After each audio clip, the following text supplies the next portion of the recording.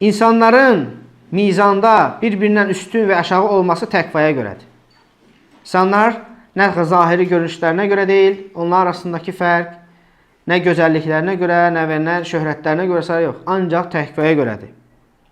Allah Azze ve Celle Hucurat surəsinin 13-cü ayəsində buyurur ki, İnna əkramakum indallahi ətqakum.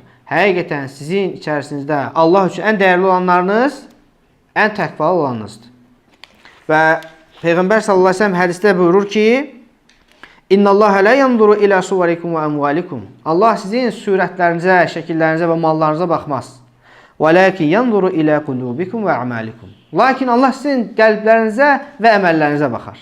Allahın qatında dəyərli olan qəlbdir, təqvadır və eyni zamanda əməllərdir. Ona görə əgər biz birinin digərinə üstün olmasını bilmək istəyiriksə və bunun və yaxud da nə ilə insanlar üstün olur bir-birindən bilmək istəyirsə bu nədir? Bu təqva ilədir. Başqa hədisdə var. Ərəbin qeyri-ərəbdən və ya qeyri-ərəbin ərəbdən təqvadan başqa üstünlüyü yoxdur. Yəni bu qaradır, bu ağdır, bunun irqi falandır. Bununla üstünlük yoxdur. Üstünlük nədir? Ancaq təqva ilədir. İnsanların dərəcələrinin üstün olması ancaq təqva ilədir.